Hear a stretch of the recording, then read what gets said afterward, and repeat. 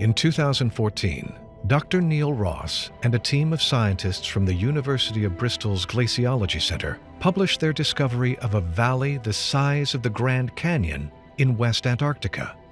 Despite being covered beneath several kilometers of ice, the depression was so vast that it could be seen from space.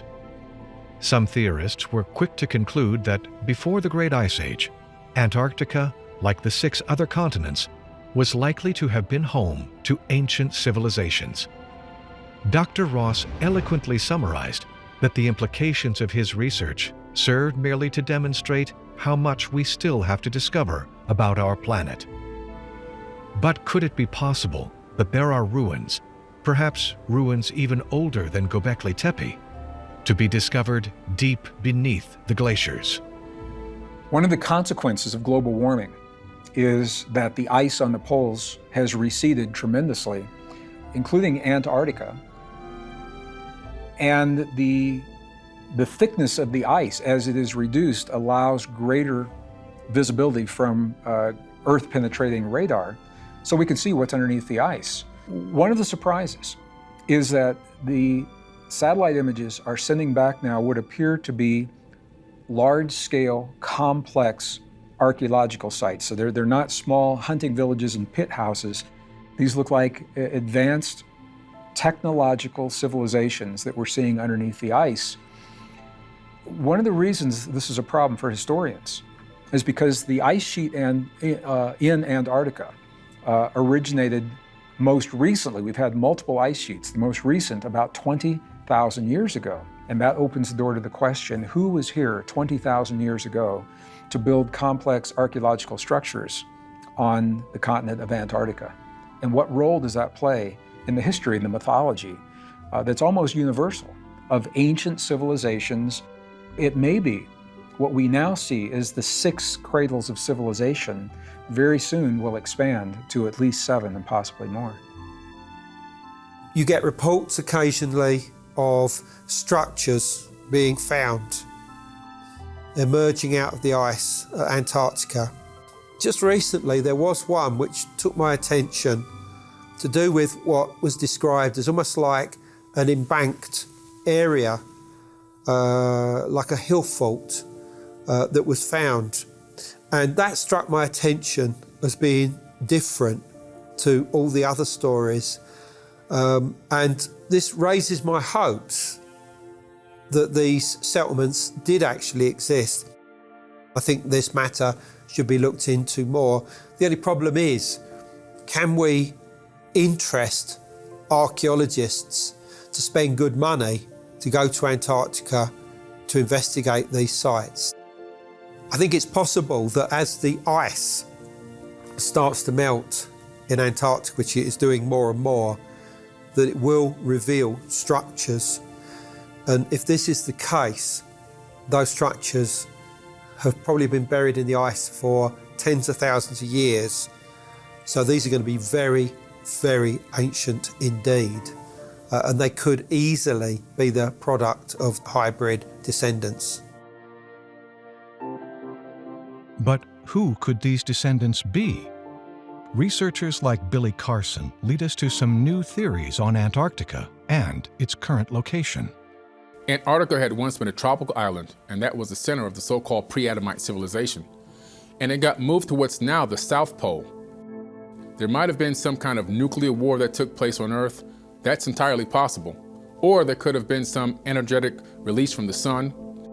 The resulting effect appears to be that the Atlantean flood becomes the Atlantean glacier, and because it's now in a new position where the water freezes, it turns into Antarctica.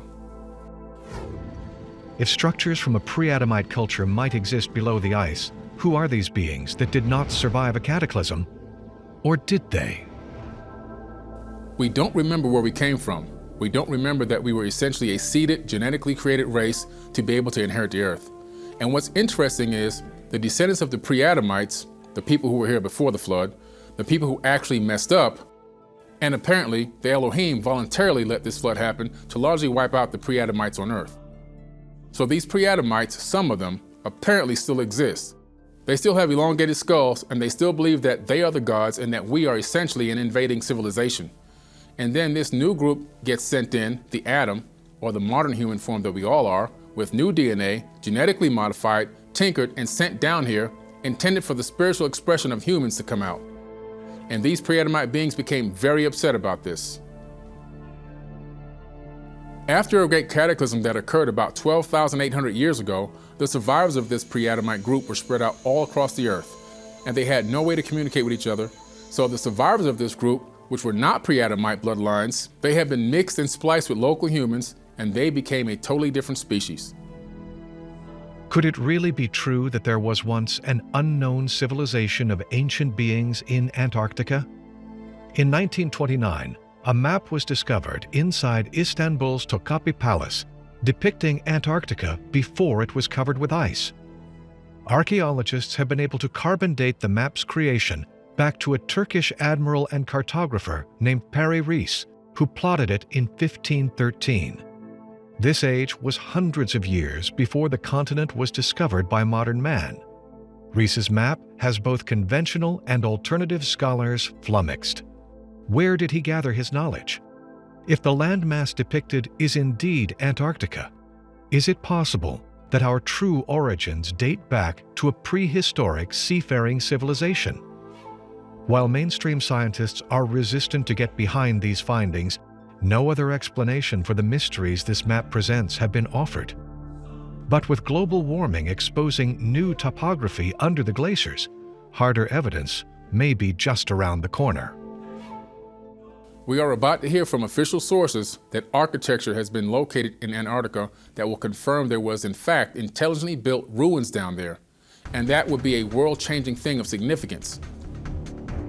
This Atlantean legend has an incredible amount of provable data behind it, and if we do get the disclosure that we're being promised, this is going to become an open, public, acknowledged thing that there are in fact stone monuments under the ice in Antarctica that are very ancient. If that happens, everything that we thought we knew about human history has to be rewritten. And we are now dealing with an ancient civilization far predating those which we now acknowledge to be true. Most academics believe that all Native American people, no matter where you find them, that all of their ancestors came across the Bering Land Bridge, and that they all only had 4 genotypes, A, B, C, and D. Anybody who's a pure-blooded Indian or Native person in the Americas, their whole haplogroup or genetics are A, B, C, or D. But we've tested 3 of these so far, and they are not A, B, C, or D. They show ancestry either from Europe or the Middle East, or the Middle East people who moved to Europe. So that completely blows the theory that there was only one way to get to the Americas in pre-Columbian times. It means that people were sailing the oceans thousands of years ago, and they knew where they were going, and they had the capability of navigation to be able to circumnavigate the planet. Long before the Vikings, we've been taught so little in school about the history of humanity, and academics have a tendency to not talk to indigenous people about their own history. They think they made their stories up about where their ancestors came from. These beings are not of a human or a Neanderthal or Cro-Magnon DNA at all. That's actually an entirely different being. And so I think the jury's still out as far as when exactly these beings came, what exactly they are, if they did evolve on Earth and were some sort of lost tribe of the human species, or if they really are indication of the Anunnaki gods, the ones who came from the sky to Earth. And again, it plays into this overall mythology of the fall to Mount Hermon of the 300 Watchers, whether that's in the Bible or the Anunnaki tradition of Enki and Enlil and their families coming and creating humans by mixing their DNA with ours. Perhaps these elongated skulls are evidence of those gods of the ancient world who lived for apparently thousands of years. As glaciers crack with alarming regularity, Antarctica continues to make headlines. Billy Carson exposes why politicians and astronauts like Buzz Aldrin have been visiting recently. According to his sources, the global cover-up on what is emerging under the ice has reached a critical stage. You have to understand that there is a very significant difference between how the scholarship on ancient civilizations is seen in the open, unclassified world as opposed to how it's being seen within the secret government and the military-industrial complex. They are going back and they are looking at every single mythology they can find, and they are asking questions which need to have scientific answers. They have started to learn that no matter what the ancient mythology is, if you dig deep enough, and you're going to find out, wait a minute, there's something here that suggests this is not a myth. This is a story about beings that at one time were contacting people on Earth on a widespread basis. They are very aware that extraterrestrial civilizations have been visiting Earth since primordial antiquity. Very quickly, we're going to be dealing with the idea that extraterrestrials were immigrating here. And thus, the reason why we're not finding the trail of pottery shards and all the things that archaeologists want to see that build up into a technological civilization, the reason is because they didn't become technological on Earth. They were already technological when they got here.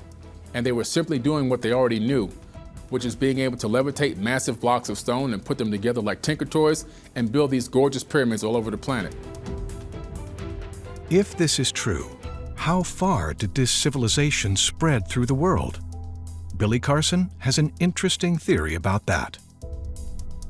Atlantis was a civilization that covered the entire planet. The main city was in Antarctica and is now under miles of ice. All of their embassies, if you want to call them that, were spread out across the entire Earth and were also destroyed. And some of them are remnants of what we're now finding on the bottom of the ocean. In 2011, geochemist Stacy Lowry found evidence that America and Antarctica were once joined before 1 billion years of continental drift sent them in different directions. Since then, more geologists have come forward with tests showing that the composition of magnetic isotopes in rocks taken from Antarctica's coastland were indistinguishable from samples of rocks in a rift that runs through the Great Lakes of Michigan. The two rock samples are reportedly the exact same age and have identical chemical properties. If Antarctica was once connected to the Americas, then is it also possible that the same pre-Adamite species once populated both more than 55,000 years ago? Brian Forrester brings us back to the DNA of ancient humans and what it might reveal. The ancestry of these people could be incredibly complicated. Initial DNA results indicated that at least part of their bloodline is not Native American whatsoever. So we're looking at the possibility that part of their ancestry is from the Middle East, which means they did not cross the Bering Land Bridge like all other Native Americans' ancestors supposedly did. And that would be a major historical discovery. I've been studying these people for about 8 to 10 years. It seems that only the nobility of the Paracas culture of the coast of Peru had elongated skulls. And the preservation in that area is almost perfect. So we do have examples of the skulls with hair. And the hair is always red, and it's genetic red. It's not the result of bleaching or the sun or something like that. And so red hair originates in the Middle East, in Iraq, Iran, and Afghanistan. So if they had red hair, they likely had light-colored skin, as well possibly as green or blue eyes. All three of those characteristics are not typical of Native American people, so that could very well indicate that those ancestors sailed from the Middle East to the coast of Peru. In 1928, in a desert on the Paracas Peninsula on the south coast of Peru, archaeologist Julio Tello unearthed a graveyard filled with the remains of corpses with the largest elongated skulls found anywhere in the world. Some were dated back as far as 3,000 years. This discovery shocked scientific communities because it challenged what had been recorded in Peruvian and human history. Tello's discovery has since become known as the Paracas skulls. And even more astoundingly, since 1928, other elongated skulls have been found. The oldest elongated skulls in the world have been discovered in Iraq, in one specific cave. And the initial DNA testing that we've been able to do indicates that these people had haplogroups which are either from Northern Europe or from the Middle East. What exactly they are will require rigorous scientific examination. We were able to do DNA testing of a baby that died at 18 months and had strawberry blonde hair, which is not Native American. And the analysis that was done indicated that it had segments of DNA that do not match anything known to be human. And we also know that all ancestors of Native Americans, all of their ancestors are believed to have crossed the Bering Land Bridge from South or from Eastern Asia. So nobody from the Middle East or from Europe would walk across all of Asia in order to cross into North America. These ancient people had seafaring skills. They knew how to build boats and they knew how to sail thousands of years before the Vikings or Columbus or anyone like that. So it's quite likely that they migrated by sea through the Indian Ocean and then across the Pacific. Skeptics have long dismissed the validity of the remains found with elongated skulls as being scientific proof of pre-Adamites. They claim that these skulls are artificial, an objection made even more complicated by the fact that there have been tribes who practiced cranial deformation on infants. When it comes to the discovery of elongated heads, a lot of the mainstream scientists might shrug it off and say, well, this is an indication of binding. They believe that humans bound their skulls to make themselves look like they had these massive heads, which doesn't quite make sense unless you actually did have some kind of gods who had those heads and you were trying to imitate those heads. A cranial deformation is where a newborn child's head is bound, usually with something like leather or possibly wood on the front and back, wrapped with some kind of textile. So by 3 years old, the child's skull is completely bone, and then therefore throughout their life they maintain that design. It was done in order to differentiate physically the nobility from the common class. But you can distinguish between cranial deformation and what I'm talking about. You see the obvious flattening of the front and back of the skull with cranial deformation. I've studied this subject about elongated skulls for about 8 years. And as I said, they did exist on all 6 inhabited continents, but almost all of them are the example of cranial deformation, which is changing the shape of the skull. However, in the case of the Paracas, we have the largest elongated skulls ever found on the planet, and that makes the Paracas culture very specifically interesting. We've even found baby skeletons where the skull is elongated. There was one recently I saw of a probably 3-month-old, and its head was twice the size of normal. So it's not just that the shape is different, the volume is different. And many medical experts have looked at these and they've said you can change the shape of a baby's head because it's very soft to begin with, but you can't increase the volume.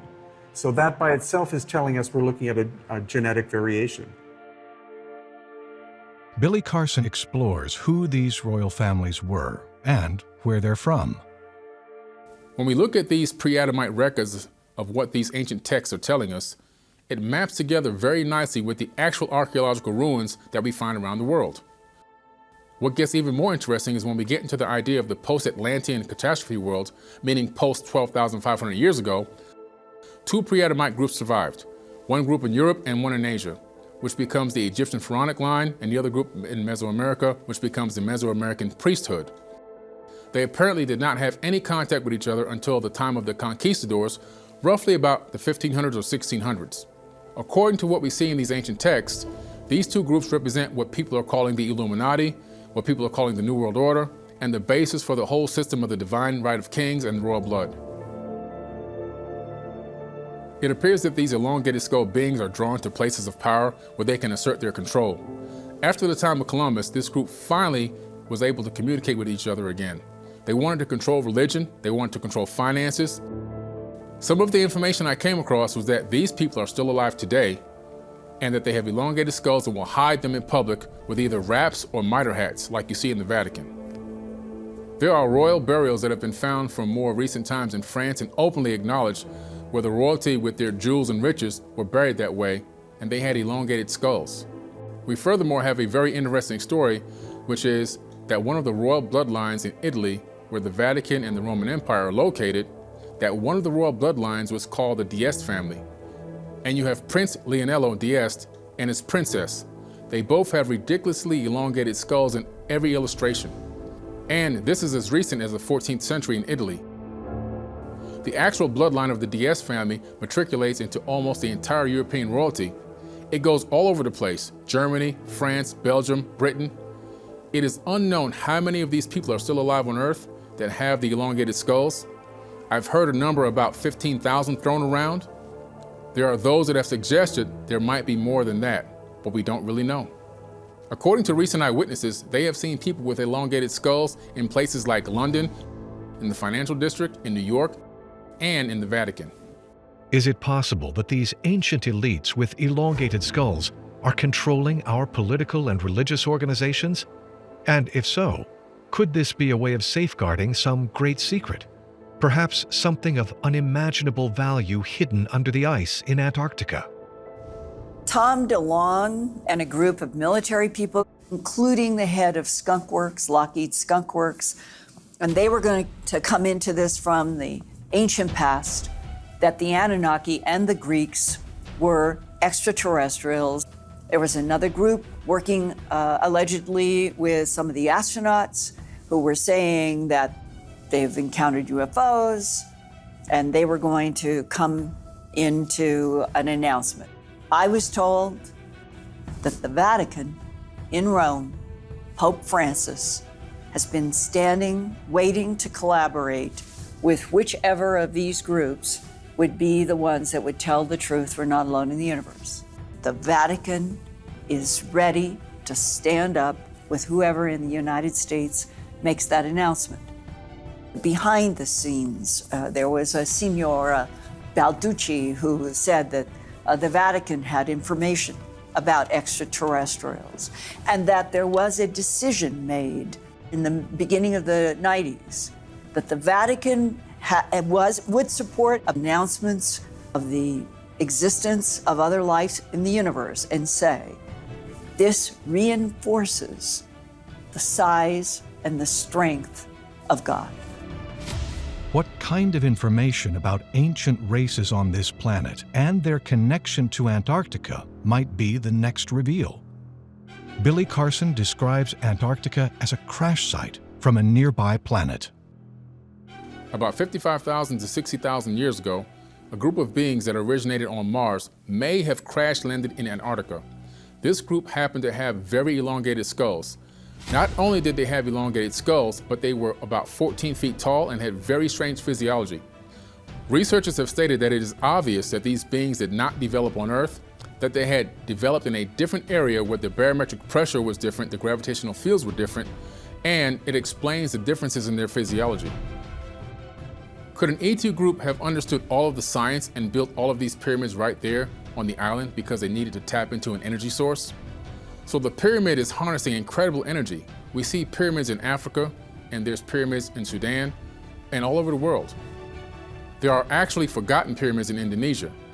So the pyramid is truly a worldwide phenomenon that completely defies anything that makes sense, unless you are well read in Russian science torsion fields, the science of biology and active energy that will in fact feed life and make life healthier and more vibrant. Because that's exactly what happened in the pyramids. Let's say that you inject a white laboratory mouse with a virus or toxin that would normally cause a disease condition to develop in approximately 30% of the specimens. If you give them pyramid energy, instead of 30% mortality, you only get about 3% mortality. And even in cases where the white mice were given doses of toxins so high that 60% of them would die very quickly, only 6% of the mice died in the presence of the pyramid energy fields. There were experiments done with granite slabs that were stored in the pyramids and then positioned in the prisons. And all the prisoners who had the granite in their cells suddenly had massive improvements in their behavior. They became friendlier, they became happier. The violence was significantly decreased and nothing else was done. It was really incredible.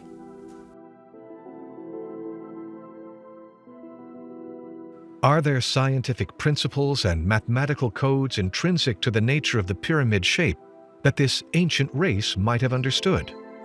The pyramid is a really interesting symbol, and I believe it comes from the divine mind itself, because the top point of the pyramid represents the unity, or the center, or the central axis of the divine monad, whereas the base is actually a cube. It represents the four elements and the dimensions of space-time.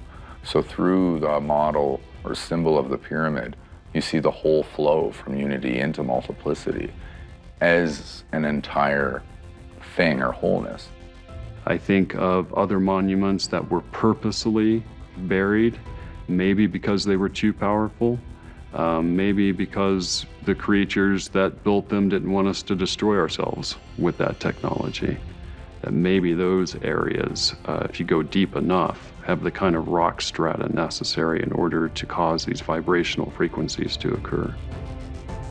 If the pre-Adamites existed, and Antarctica was their base where they built powerful pyramids to affect the planet, how would revealing this now affect the world we live in today? But it does seem that this civilization would have been literally indestructible as we moved into the final 12,000 years of this big cycle. So what appears to have happened is that, in fact, there was a judgment made to allow this flood to occur, and that the flood not only sank the Atlantean continent, making it Antarctica, but it also did sink many other areas of megalithic architecture, such as the gorgeous pyramid that we see in the Azores off the coast of Portugal, such as the sunken architecture we see off the western tip of Cuba, and what we see around the coast of India. What we see in Japan is where you have a sunken architecture down there. All kinds of anomalies are being discovered that defy the conventional view. Göbekli Tepe in Turkey just being another example. It appears that this was a benevolently designed event which had the purpose of giving these negative groups their karma, to wipe them out in a way that their karma had invited, authorized, and paved the way for a humanity that is not so corrupt, negative, and evil to be able to use the earth for its own benefit. Could this pre-Adamite culture have created a different kind of world using their knowledge of pyramid building? Was their influence positive or negative on the surface of Earth? If there was such a species that existed, could this represent a different genetic code than that of humans? Is it possible that this different species was almost destroyed in a cataclysm that encouraged the survival of the human species to shepherd the Earth? As Antarctica continues to melt away more evidence, a location on the other side of the globe reveals elongated heads and a planetary alignment that leaves experts baffled on its ancient connection. There is a theory that in addition to the influence of the sun and the moon and the power of the eclipses, that Stonehenge has a connection with the influence of Saturn. Could elongated heads also be traced to Stonehenge? Is it possible that this monument is connected with certain planets, and if so, why?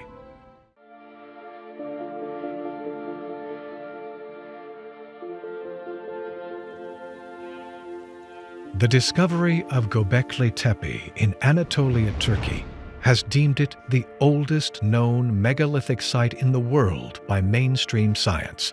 Since it was unearthed by Dr. Klaus Schmidt in 1996, Göbekli Tepe's circular temples have forever changed the way archaeologists look at the beginnings of civilization, and in more ways than one.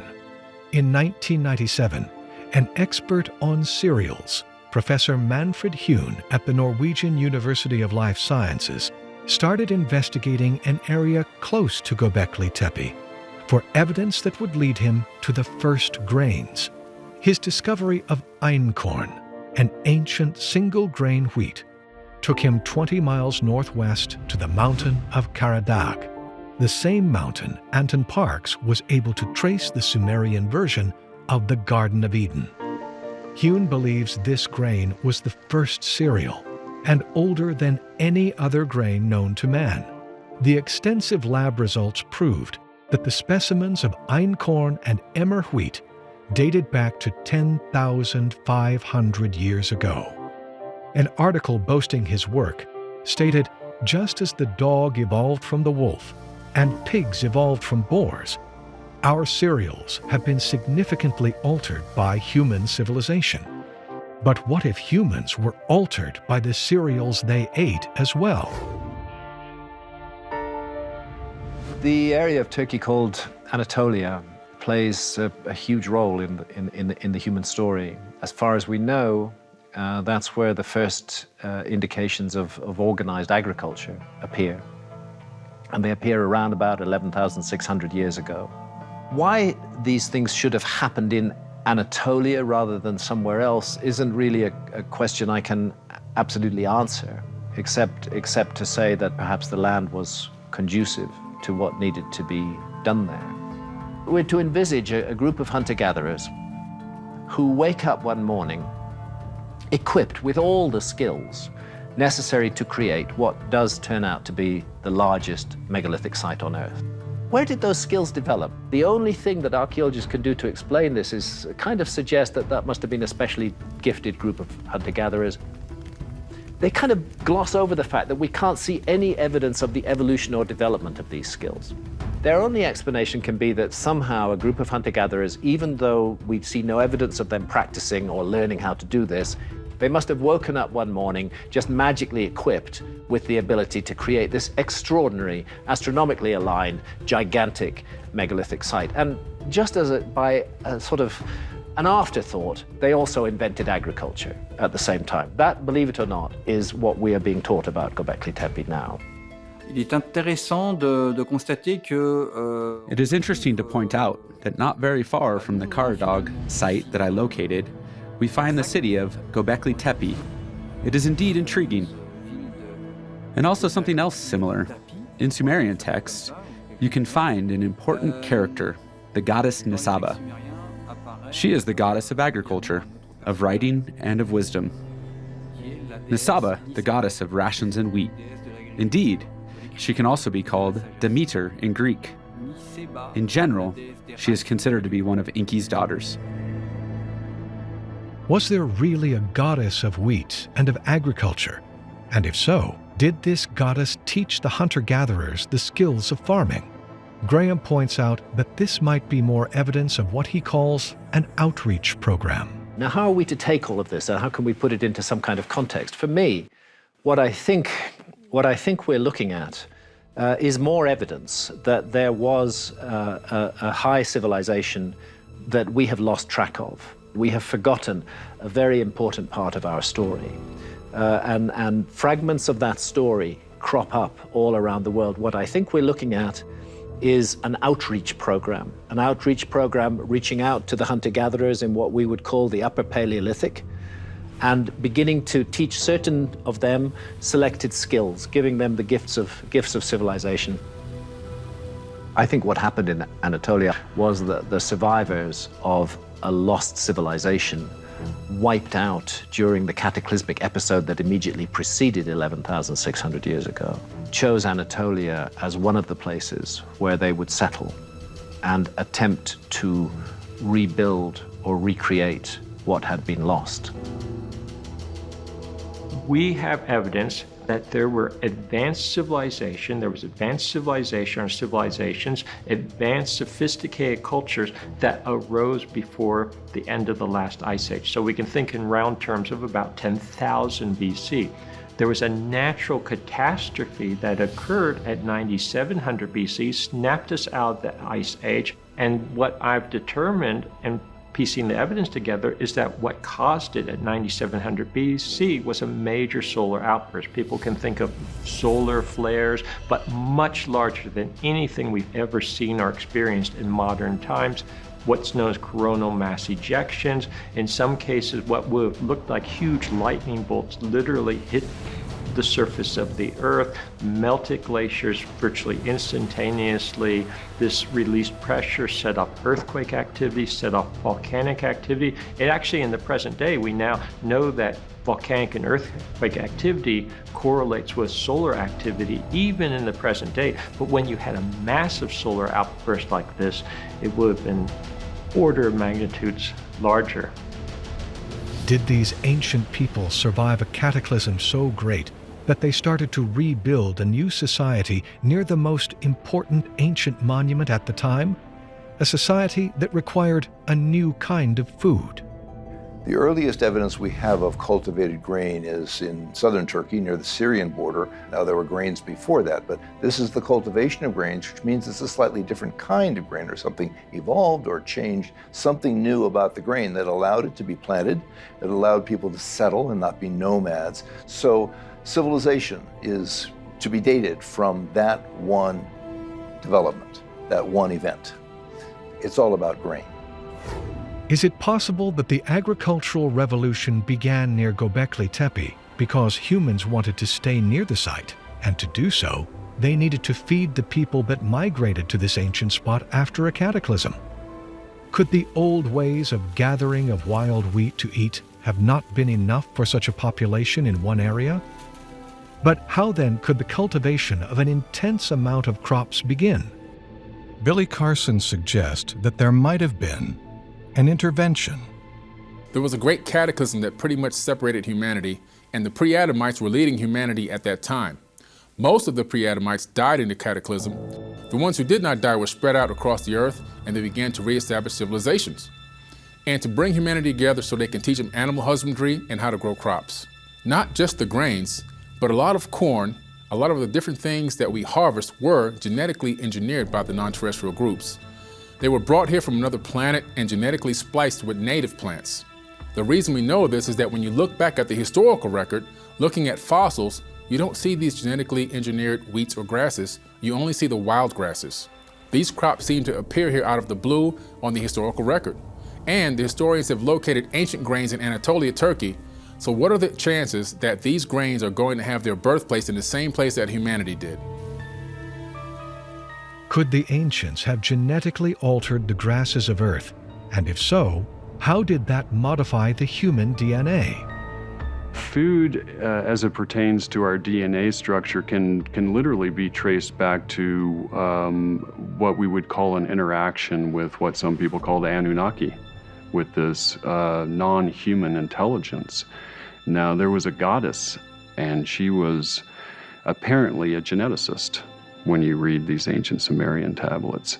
And it's at this time of interaction that pretty much every cereal grain appears on the earth. Before that, we just had nothing. We can't trace them past a certain point.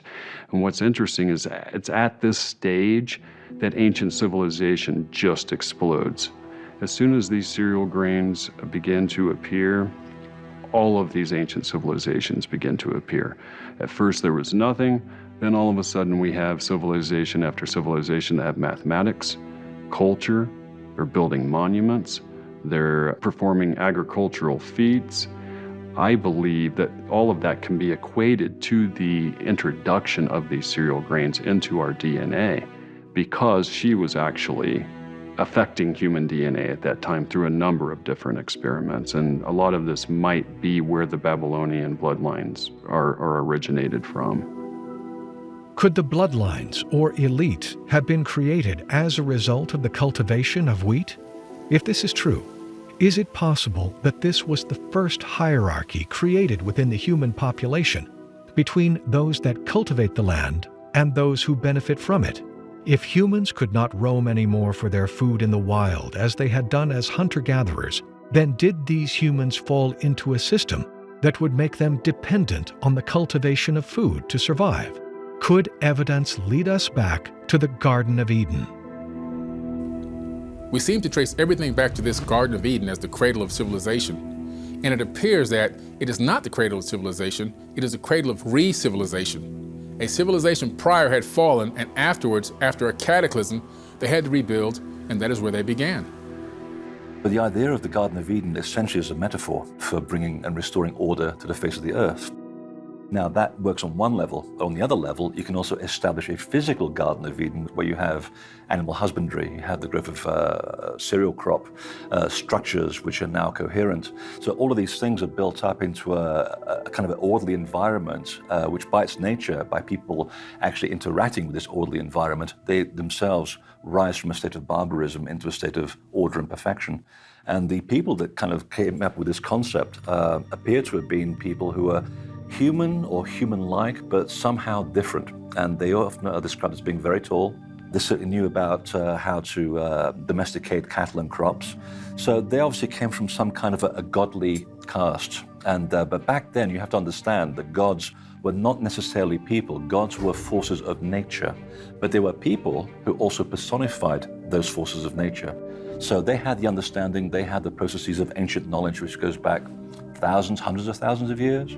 And they tried to impose that on the actual land to bring humanity back into a state of order from this terrible catastrophe. They understood how nature works, the dynamics of the systems of the universe.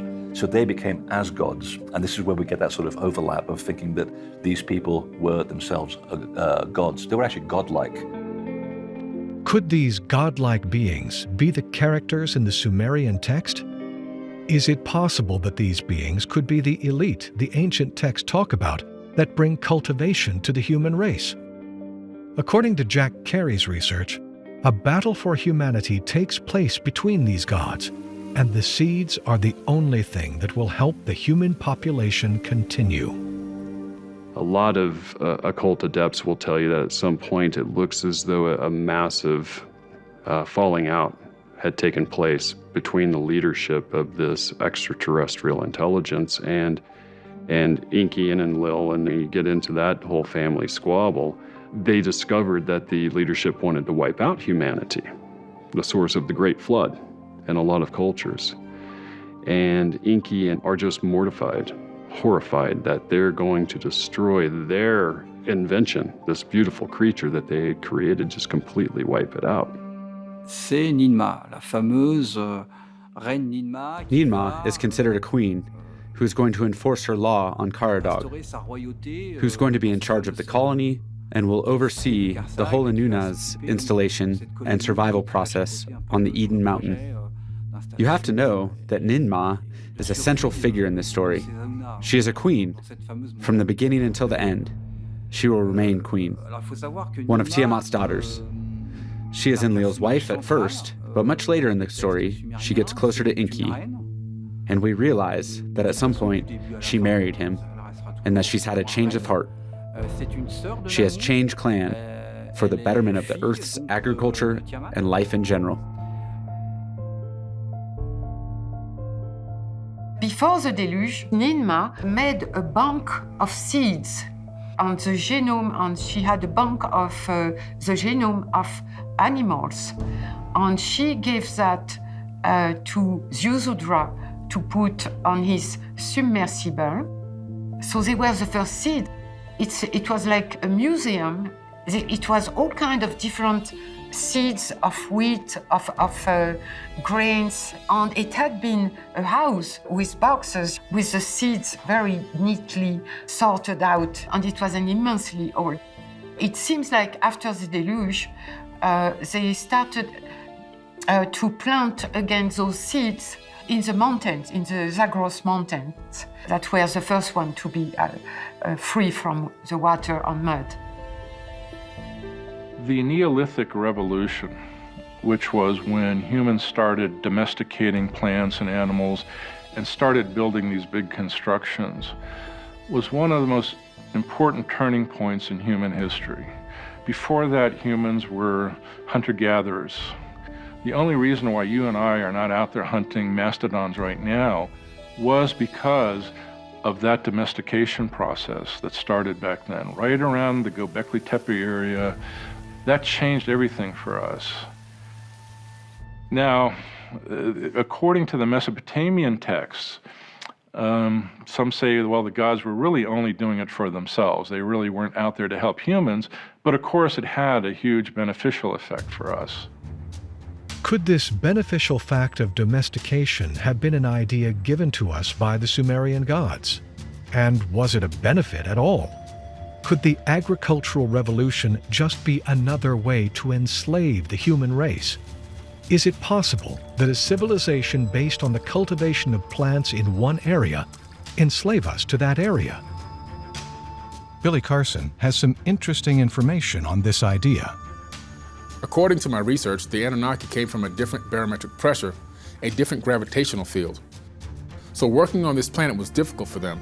So they decided to genetically engineer the beings that were already here with their own genetics. They wanted someone to help them till the Earth, So they genetically engineered human beings to basically be their gardeners. Human beings were genetically spliced all over the planet during this time period. As a matter of fact, they brought from their home planet grains that they would consume. They then spliced them with grasses here on Earth to create a grain that they could have human beings then harvest for them. Andrew Collins points out that once the humans left the area of Göbekli Tepe, they spread out all over the world with the same system of civilization. After the closure of Göbekli Tepe, and these settlements began to spread outwards like waves and created what's known as the Neolithic Revolution, taking with them new ideas in agriculture, animal domestication, metallurgy, the production of alcohol in the form of wine and beer, stone tool technologies. These ideas gradually moved southwards as well as westwards, eastwards, and presumably northwards as well, and end up going through the area of the Levant, which today is the countries of Palestine and Israel, and reach Egypt as early as 8,500 BC. And that here, within sight of the Great Pyramid, or where it would later be built, settlements arose, and that amongst these were highly sophisticated stone tool technologies which are found identical at Göbekli Tepe. In Göbekli Tepe and the surrounding regions, we find the sudden emergence of what can only be called civilization. If the Sumerian gods or elite did recreate a new human race that depended on agriculture, where can we see evidence of this same process around us today? Biotech corporations today are genetically altering seeds. It involves altering the genetic makeup of a crop in some way, typically for the purpose of making that crop perform better. DNA is extracted from animals, viruses, bacteria, insects, and even humans, and then inserted into the DNA of the crop. This is referred to as GMOs. It has been stated that GMOs will help solve world hunger by providing crops that can grow in harsh climates. However, some scientists have been able to link these GMO seeds to obesity, diabetes, asthma, fertility problems, food allergies, and even cancer. All of these conditions change our DNA. Are we becoming an even different form of human today with these new foods? If we look at the mystery in the vacuum, all we can do is speculate. But when we look within the broader context, we already know that human DNA was fused in a way that cannot be explained through evolution. It happened 200,000 years ago, precisely the time that the Sumerian traditions tell us that the kingship from the heavens arrived on earth. Now, as a scientist, I can't say that one is because of another, but what I can say as a scientist is that there's a very high correlation between the time that the records show that something very unique happened in the Tigris-Euphrates, in Turkey, in this part of the world, and the physical evidence that we're seeing right now in terms of technology. Anatolia in Turkey, for example, is a region where the DNA studies of the grain that has been uncovered now are showing us it's the first place that modern cereals that we take for granted today appeared from native grasses that had been grown there in the past. And the question is, why did this happen? Is this a spontaneous emergence of the cereals, or, as we're doing today, were those grasses somehow genetically modified? As strange as it sounds to some people, the idea that we may have had the ability to genetically engineer not only our bodies but our food in the past, or maybe the other way around, not only our food but our bodies in the past, I think is gaining credibility among scientists who are willing to honestly look at the evidence that's being presented. Sean Stone suggests that the DNA these ancient grains originated from may have, in fact, come from another world. Panspermia is essentially the notion of bacteria and other living organisms spreading to other planets from comets and other space debris, essentially. We know for a fact that panspermia exists, and so the idea of if bacteria and other living organisms can make it to Earth from other planets, then certainly grains and other foods could have been brought here. Panspermia concept is a random act. This is potentially a deliberate one. But we know, given our history, that since we are altering the genetic makeup of foods, we're obviously starting to play God by tampering with the entire genomic structure of not only plants, but actually humans, then certainly it's feasible that some type of alien beings did essentially alter grains in order for human civilization to begin. Not only were there genetic differences from another planet in the grasses, but the actual consuming of these cereals caused human beings to begin to change environmentally. Our teeth began to change, our bone structures began to change, and it was because we were able to get nutrition on a regular basis instead of being foragers. As far as the issue of tampering with genetics, and not only in foods, but also in humans, we're actually seeing something very interesting now. The idea of actually creating DNA vaccines. Scientists are already coming up with the plan to use things like Zika as a basis for putting human DNA into a vaccine and then injecting people with that DNA. So the DNA would essentially give orders and instructions to your body to combat the Zika virus. But the problem is it creates all types of consequences that have not really been discussed or debated properly, which is to say, if the DNA is absorbed into your system, how will it alter your entire DNA structure? How will it pass on to your future generations? So these are the really interesting questions that are being raised now, because we've become more and more familiar with the nature of the genomic structure of humans and the possibility of tailoring future generations to the will of science. But we don't necessarily understand all the consequence of what that will entail, because it doesn't just end with you, it ends with your children and their children and their children's children. Perhaps these issues bring up another concept, which is, if our DNA is being altered by the food we eat, and this can be traced back to an ancient agricultural revolution that created elite versus the worker, could this mean that our societal structure is based on enslavement to cultivation? Is it possible our ancient ancestors became a different kind of human once we agreed to be part of this system? Could this explain the ancient struggle for power over the masses by Sumerian gods such as Enki and Enlil? And where might we find more evidence of these alternative forces all over the globe? I think in the past, female cultures have been given a bad press. We know about kingship, we know about great battles fought by men, and we know that whole civilization seems to be focused around patriarchal societies. But clearly that was not the case in prehistoric times. It would seem as if the female had a much stronger role in society.